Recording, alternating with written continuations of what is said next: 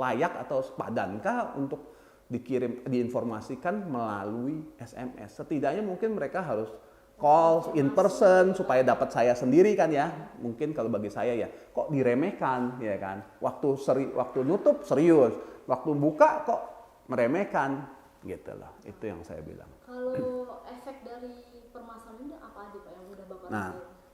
Lanjutannya yang pasti sejak itu karena perbankan artinya saya dalam berhubungan dengan financing saya itu menjadi kesulitan. Ya, tentu saja tidak semua bank terbuka juga. Nah, seperti ya udah pasti bagi mereka paling mudah adalah status call saya yang dilihat. Halo semuanya, perkenalkan saya Tri Fridiani dari LK Indonesia Law Firm. Kali ini saya hadir di podcast Quotient TV bersama dengan Pak Galan yang ingin menceritakan permasalahan hukum yang sedang beliau hadapi. Tanpa kita berlama-lama, mungkin langsung saja Pak Galan mungkin bisa langsung diceritakan permasalahan hukum apa yang sedang dihadapi Bapak? Halo semuanya. Ya, saya ada hubungan dengan LK karena permasalahan saya sehubungan dengan kartu kredit Bank DBS. Ceritanya ini udah lama sekali sebenarnya, di tahun Desember 2019. Di mana saya sebenarnya adalah private client mereka ya, sebetulnya juga selain kartu kredit saja, saya juga ada hubungan yang lainnya, fasilitas lainnya dari Bank DBS yang mana sudah berjalan cukup lama dengan Bank DBS. Pada Desember 2019 saya sedang travel ke Eropa saat itu, kemudian tiba-tiba kartu saya tidak bisa digunakan. Kemudian saat di Eropa saya karena saya masih memerlukan dan juga khawatir, saya hubungi pihak customer care dari kartu kredit DBS, di mana pada saat dihubungin mereka bilang kartu saya diblokir karena ada indikasi transaksi fraud yang mencurigakan. Jadi saat itu saya menanyakan ke mereka transaksi apa, karena saya khawatir kan, biar tahu paling tidak sudah telepon walaupun mahal, saya pikir saya tahu nih keseriusan dari fraud ini. Kemudian mereka bilang ada transaksi dari agoda.com yang mana berindikasi fraudulent. Lalu saya menanyakan, karena saya rada bingung sebetulnya, karena mereka yang merchant ya, itu sebetulnya merchant yang mereka indikasikan namanya agoda.com memang sering saya gunakan karena mungkin banyak yang tahu lah kalau agoda.com itu kayak semacam online travel booking ya. Jadi saya banyak gunakan untuk booking hotel-hotel saya. Nah kemudian karena saya tahu, saya baru menggunakan untuk booking hotel saya di Eropa, salah satunya beberapa hari yang lalu sebelumnya. Nah jadi saya tanyakan senilai berapa transaksi, dan karena saya bilang kalau untuk merchant mestinya kalau agoda.com saya bilang itu maksudnya saya rasa merchant yang valid ya, bukan apa ya, saya rasa kita tahu semua lah, artinya bukannya yang nggak jelas begitu. Jadi saya pikir apa mungkin ada kesalahan, jadi saya tanyakan berapa jumlahnya, saya bilang karena saya baru melakukan booking sekitar 6, yang saya lupa angka persisnya, tapi sekitar 6 juta. Kemudian oleh customer service-nya itu dibilangin, bukan 6 juta Pak, senilai berapa, 69 berapa gitu. Saya lupa angka persisnya lagi, tapi pada intinya 69, saya yakin bukannya 6 juta, bukan 69 berapa. Saya ada catat itu, yang mana saya sudah berikan ke pihak LK juga, yang mana dalam nanti mungkin saya ceritakan koresponden saya setelah kejadian ini. Saya ada banyak koresponden dengan pihak customer care DBS, yang mana saya sebutkan angka yang mereka sebutkan ini, karena bagi saya aneh banget. Atas kejadian itu saya pikir daripada saya berlama-lama yang mana juga akan mahal karena saya roaming, saya pikir ya sudah, saya bilang begini, saya merasa bahwa transaksi ini kemungkinan ada kekeliruan karena merchantnya itu valid dan saya baru melakukannya. Jadi saya sebetulnya tidak begitu yakin mereka akurat dalam memberikan info ke saya mengenai transaksi mencurigakan ini. Jadi saya bilang sama mereka, tolong diblokir sampai saya katakan dengan jelas, makanya dengan mereka sampai ada konfirmasi dari saya untuk unblock ya kalau kita sebut ya. Karena saya dulu sudah sering berhubungan dengan kartu kredit kalau di luar negeri, biasanya atas arahan itu artinya kita sudah spesifik menjelaskan ke mereka untuk tidak melakukan pembukaan blokir tanpa persetujuan kok. Artinya kalau kita sebut dalam hukum mungkin ada positif konfirmasi dari kita selaku yang memiliki akun, gitu. Jadi saya pikir aman, gitu. Nah, mengapa saya tidak istilahnya dalam percakapan awal langsung ditawarkan sebetulnya oleh pihak customer care untuk mengganti kartu. Pak, kartunya kita ini aja Pak, kita tutup, kita issue kartu yang baru. Itu mungkin normal prosedur kalau memang betul itu adalah transaksi yang fraudulent.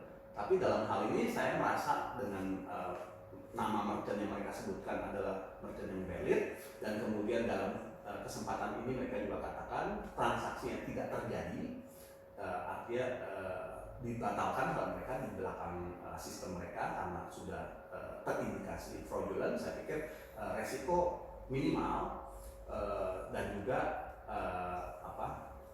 saya ada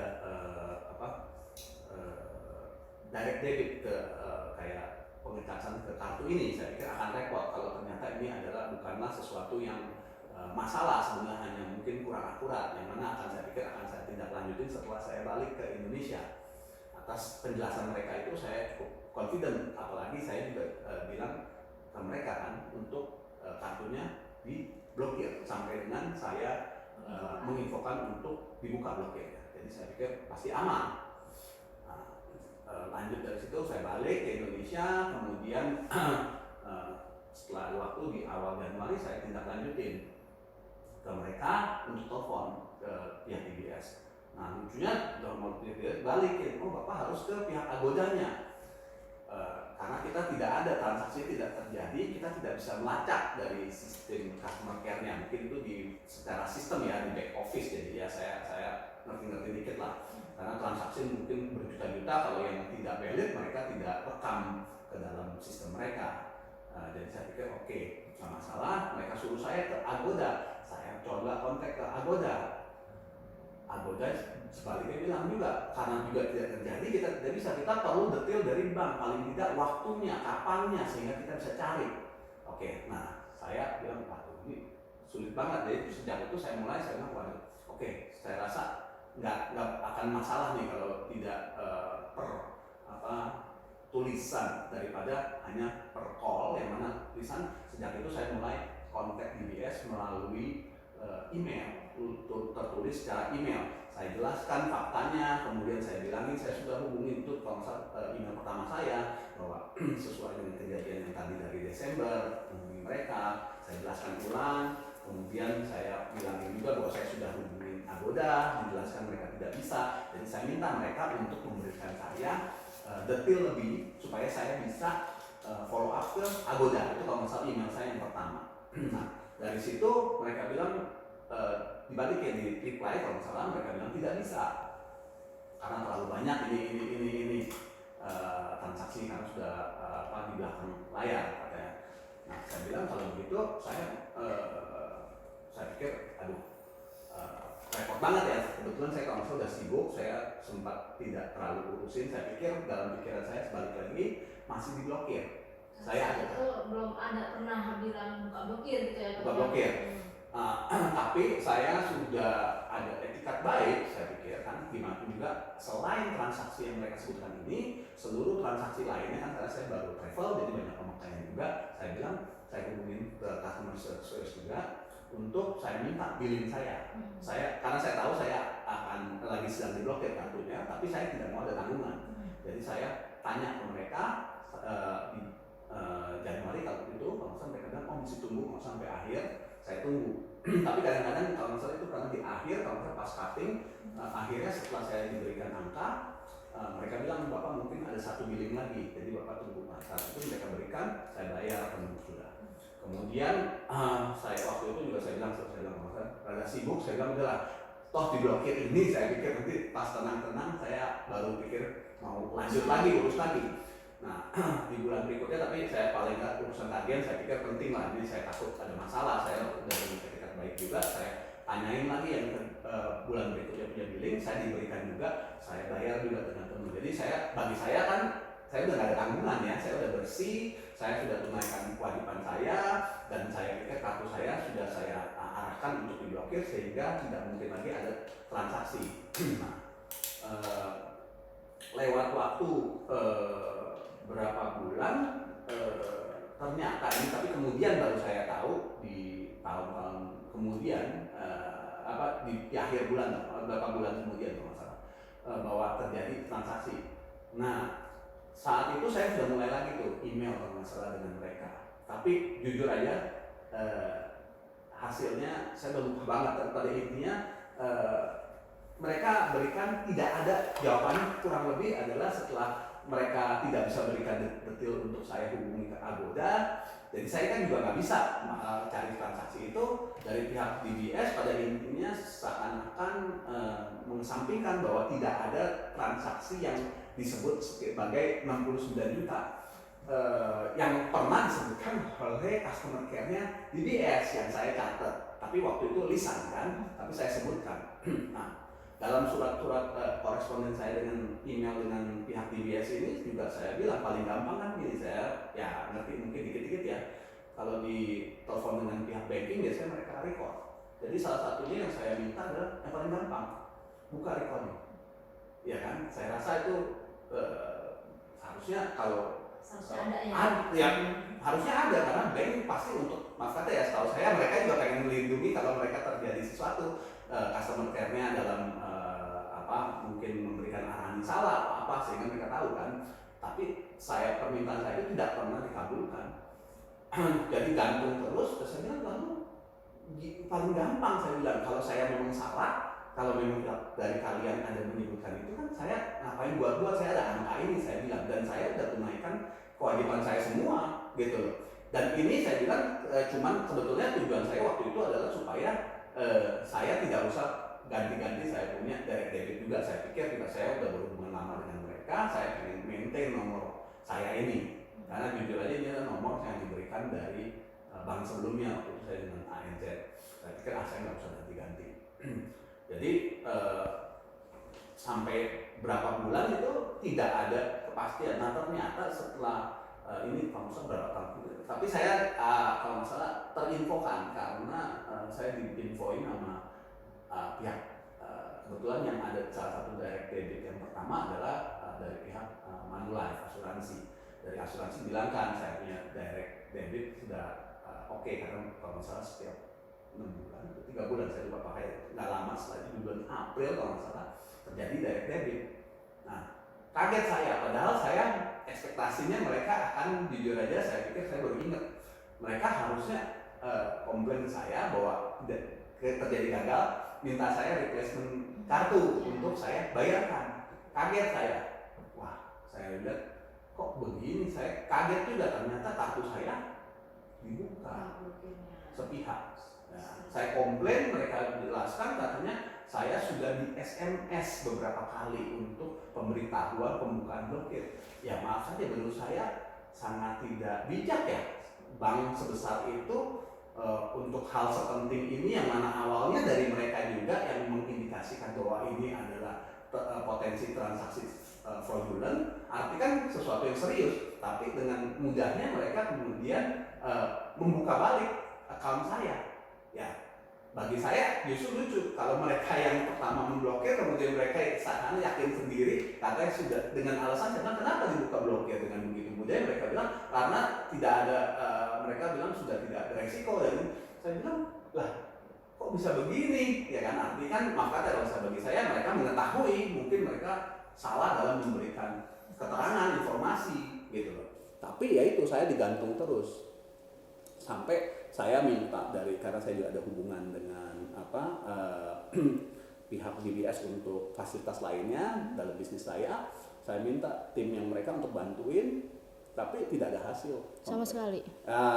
Ya sempat akhirnya setelah saya cari lagi, ya jujur ya, kalau nggak sampai mungkin rada tinggi, akhirnya sampai ke seniornya saya sempat dipertemukan, tapi ujung-ujungnya ya itu mungkin nanti ada dari pihak law firm sini ada buktinya, tapi saya mereka mengakui, kemudian kalau misalnya akhirnya menulis setelah lama mereka somehow mengakui kesalahan yang mana jawabannya kurang lebih adalah mereka membaca dari laporan internal, salah membaca laporan internal jumlahnya yang mereka sebutkan 69 juta itu. Ya bagi saya sih sesuatu yang lucu juga itu menurut saya, karena perusahaan sebesar DBS dengan kartu kredit, menurut saya sistem kartu kredit tidak mungkin yang mana akan telepon dari seluruh dunia kan. Masa yang customer care yang menangani saya bisa pas tahu, ya kan, ini katanya laporan manual, pasti mereka melalui sistem, mereka baca atau salah atau apapun juga. Menurut saya sederhana kalau mereka tinggal bilang, mungkin ya menurut saya sih mereka melakukan kesalahan, karena akhirnya kan mereka dalam surat kan akhirnya mereka balas, mereka mengakui bahwa mereka melakukan kesalahan, cuman ya mungkin meringankan kesalahan dengan dalih itu adalah laporan manual yang salah dibacakan secara internal. Nah, tapi yang saya menjadi masalah adalah dengan dibukanya saya punya ini blokir, kemudian saya jadi ada tagihan. Nah, karena tagihan ini saya merasa belum beres dari pihak DBS dan mereka tidak memberikan jawaban yang memuaskan, memang saya tidak bayarkan dari pihak saya.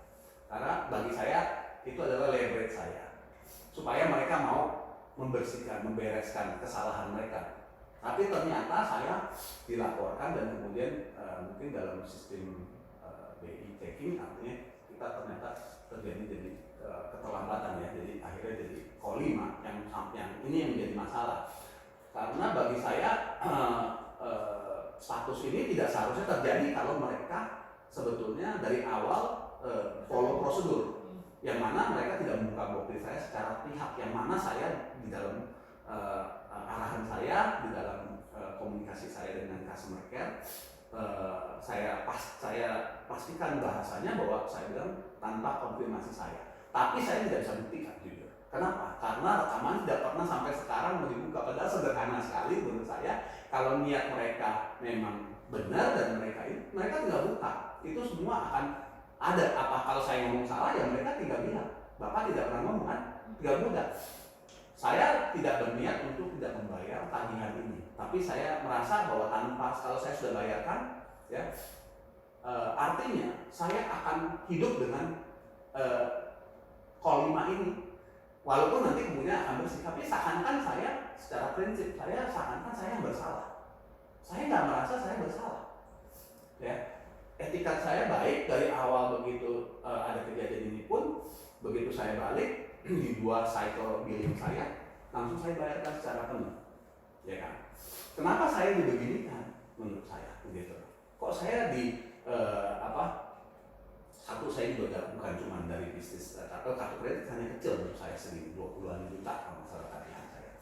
Ya, tapi bukan saya tidak bayar. Saya udah bilang dengan secara baik-baik, saya bilang saya mau bayar, kalau perlu kita taruh uang ini di mana, tapi saya mau kalian hapus saya punya kolima, hapus. Bukan kemudian ya yang mereka mau adalah pada intinya setelah mereka mengakui yang kesalahan bahwa mereka baca dari laporan itu adalah untuk saya bayarkan dulu, kemudian nanti katanya juga akan hilang. Itu tidak benar menurut saya, karena saya tidak seharusnya mendapatkan status kolima ini dari awal apabila mereka mengikuti prosedur dengan benar. Ya, bagi saya itu adalah mungkin dalam bahasa negligent, mereka sangat dalam melakukan mereka melawan bahkan menurut saya arahan saya, yang mana akun itu adalah akun saya menurut saya. Ya, resiko kreditnya kan ada di saya sebetulnya. Tapi kenapa mereka membuka blokir secara sepihak dengan begitu mudahnya? Nah, Ini yang menjadi permasalahan. Artinya mereka menggunakan kuasa mereka sebagai bank besar untuk kita sebagai mungkin konsumen kecil untuk menekan kita dengan begitu mudahnya. Padahal kita permintaan kita semua ada dalam tertulis dalam email. Saya minta pembukaan, mereka tidak pernah sampai berapa tahun akhirnya. Di tahun akhir-akhir 2022 ya mungkin baru mereka akhirnya mengaku itu kan. Ya, itu pun setelah saya juga interaksi dengan BI ya untuk koresponden yang mereka suruh untuk pihak DBS untuk menuntaskan. Tapi ya itu menurut saya tidak pernah tuntas bagi saya, karena tuntas bagi saya adalah apabila mereka menarik dan saya bersedia untuk membayarkan secara penuh. Tapi saya tidak mau pasti bunga-bunga atau apa, karena menurut saya itu bukan salah saya. Tapi tagihan itu saya tidak pernah deny atau tidak pernah nol. Mengakui itu tagihan saya, tapi tagihan itu tidak harusnya juga masuk ke kartu kredit ini kan. Kalau mereka blokir, yang saya sebenarnya willing untuk bayar melalui pakai kartu saya yang lain atau pakai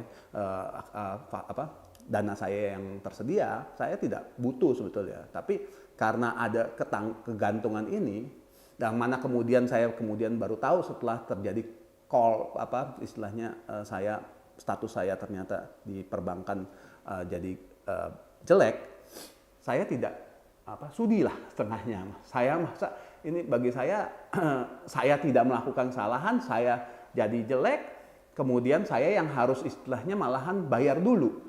Bukan saya nggak mau bayar seperti saya bilang. Saya bilang ayo kita kalau perlu ke mana pihak sama-sama saya taruh di tengah, saya bilang cabut dulu baru uang itu saya.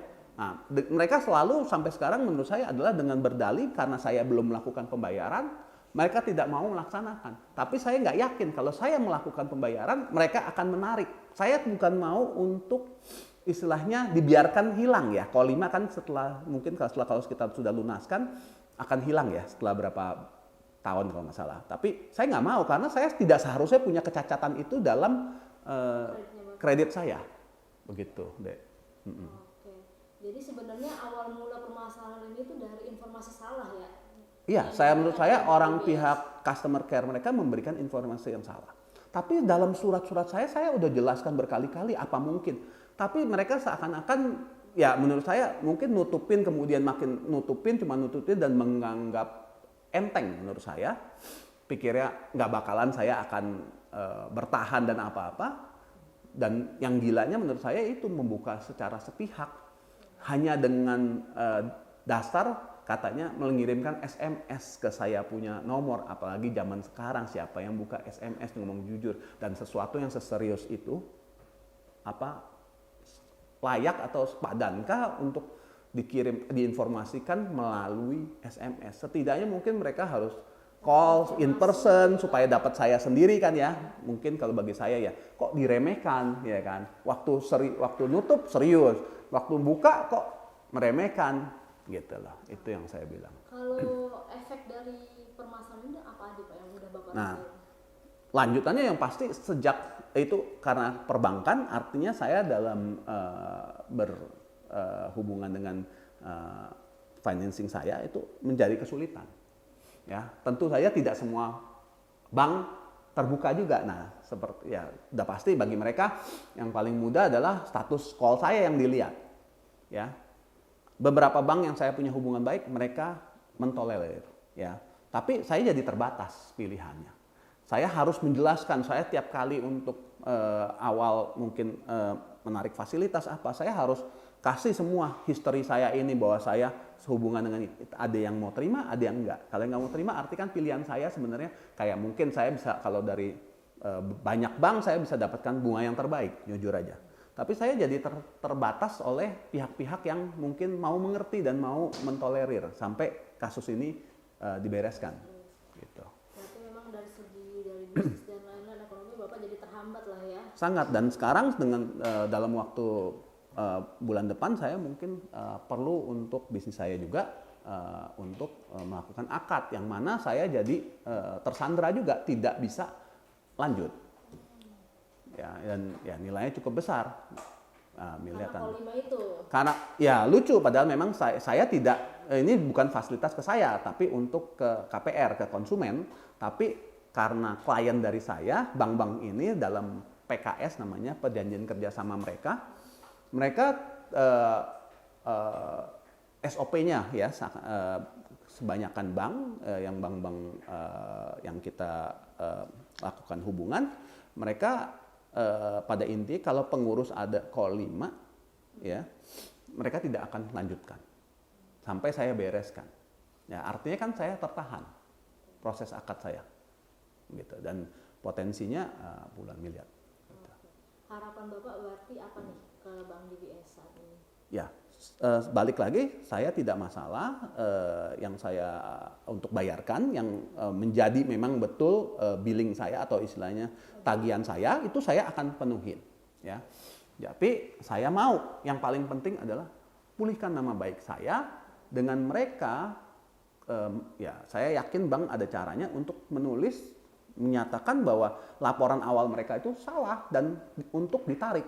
Intinya Bapak minta pertanggungjawaban mereka lah ya dengan segala ya, macam apa yang itu yang inti. Dari awal saya tidak mempermasalahkan lain, saya cuma sebenarnya pengen untuk benarkah ini mereka salah info. Bahkan saya kan menyebutkan transaksi saya, nilainya yang seharusnya, yang sebenarnya, yang mana, itu kemudian mereka akui angka saya yang saya sebutkan cuma 6 juta berapa untuk booking hotel itu. Kan lucu. Jadi dari mereka juga sudah mengakui kekeliruan itu, tapi tidak mau sampai untuk menarik saya punya pelaporan dengan dalih saya masih ada tanggungan. Yang mana kalau kita urutin dari kejadian, tanpa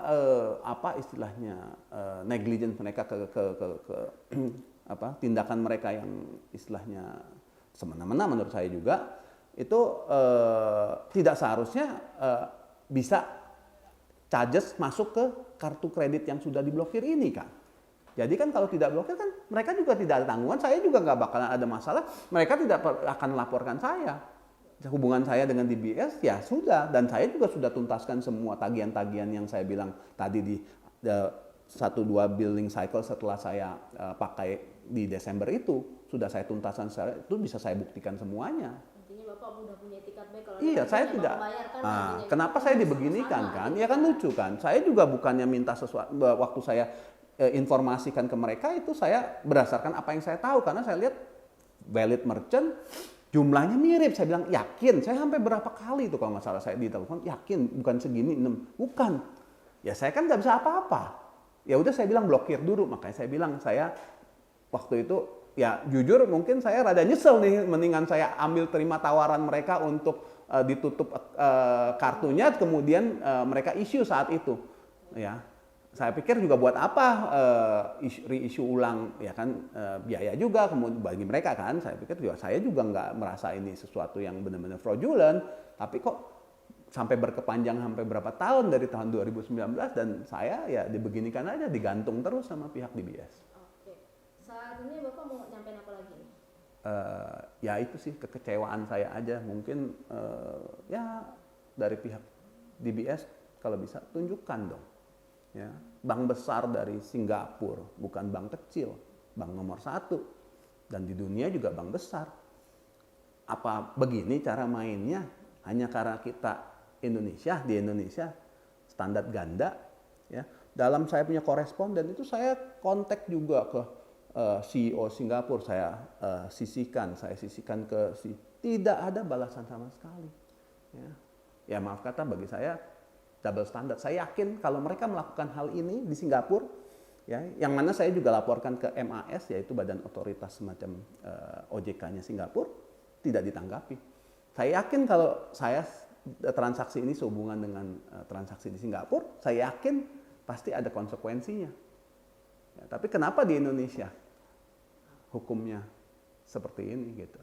Jadi harapan Bapak agar ya Bank DBS mau lah bekerja sama ya menghapus status call 5 Bapak gitu kan. Ya. Dan Bapak juga pasti akan bersedia membayar. Bersedia kalau mereka mau, ya kan. Kalau tidak, yang jujur aja saya akan lanjutkan ke jalur hukum.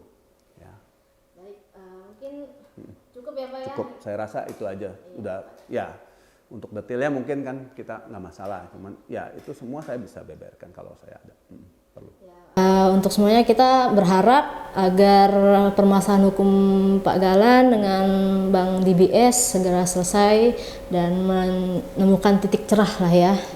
Untuk saat ini kita cukup, kita akhiri. Untuk semuanya terima kasih dan Pak Galan terima kasih. Terima kasih. Sampai jumpa, salam cerdas hukum.